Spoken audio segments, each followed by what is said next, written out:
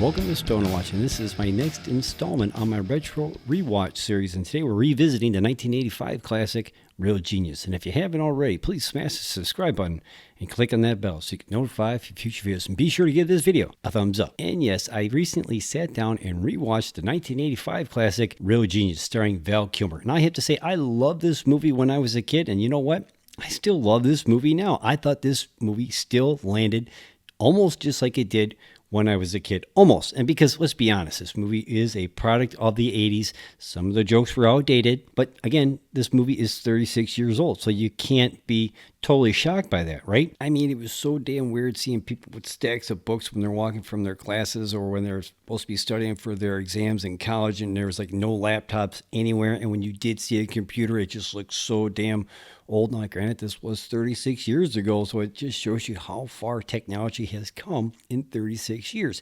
That's kind of one of the reasons I like to go back and watch these movies, because it's just so weird, because like there's no phones anywhere, right? I didn't see one cell phone, not a single cell phone. Now, I have to say, one of the things that inspired me to go back and rewatch this classic movie was a comment made on my Knights of Badassdom review video. Please go check the video out. Don't watch the movie. That movie is terrible.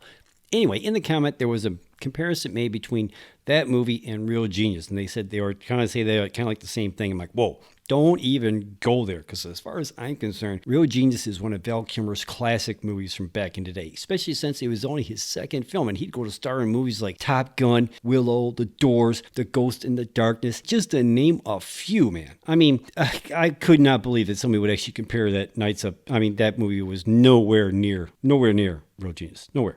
I'm sorry. Real Genius is a 1985 American science fiction comedy directed by Martha Coolidge, written by Neil Azriel, Pat Profit, and Peter Torg. The basic plot of the movie is this. The CIA have covertly hired Professor Jerry Hathaway at the Pacific Technical University to develop a power source for Crossbow, a laser weapon precise enough to commit illegal political assassination from outer space. Hathaway uses his position to recruit brilliant students to do the work for him, and aside from his graduate student Antoni, Kent purposely does not tell them the reason for their research. Hathaway's latest prospect, a genius high school student, Mitch Taylor, despite his youth and inexperience, Hathaway makes Mitch the lead on the project due to his innovation and original ideas in the field of laser physics. Mitch is roomed with Chris Knight, another member of the team, and a legend of the National Physics Club and one of Mitch's idols. But Mitch's ideal of Chris is shattered, however, when Chris turns out to be more of a goof-off than a hard-working student. Meanwhile, Hathaway hopes Mitch will encourage Chris to straighten up his act and that their two exceptional minds will develop the proper power source.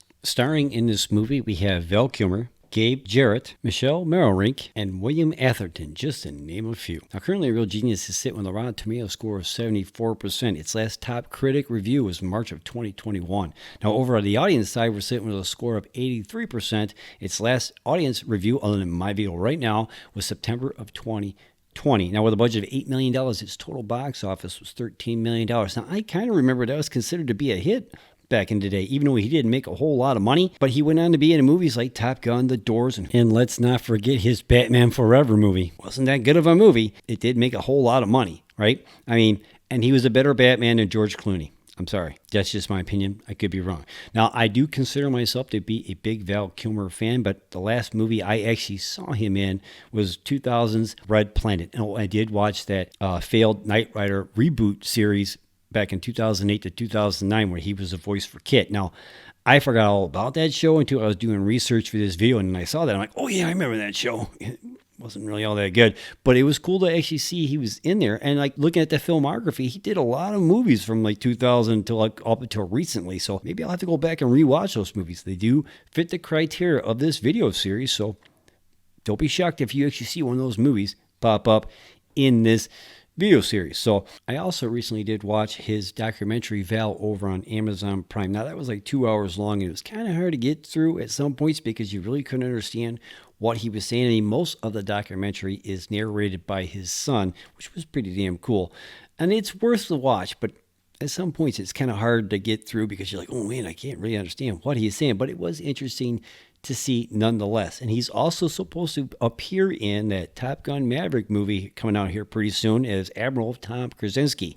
Now, I don't know if he's actually going to have a speaking part in this movie because, again, he can't really talk all that clearly. So I don't know. Maybe it'll just be him like on a uniform. He'll nod and salute, and that'd be basically about it. So I just have to wait and see. So if you've seen the movie Real Genius starring Val Kilmer, let me know in the comments down below. Where does this movie rank with you with all the other movies that Val Kilmer has done in the last 30 some odd years? Let me know in the comments down below. Now, as far as I'm concerned, this movie ranks up high on my favorite Val Kilmer movies of all damn time, as far as I'm concerned, even though it's only his second one, but it's one of my favorite movies that he's did in his career. So I don't know, man. I liked it. I enjoyed it. Let me know what you think in the comments down below.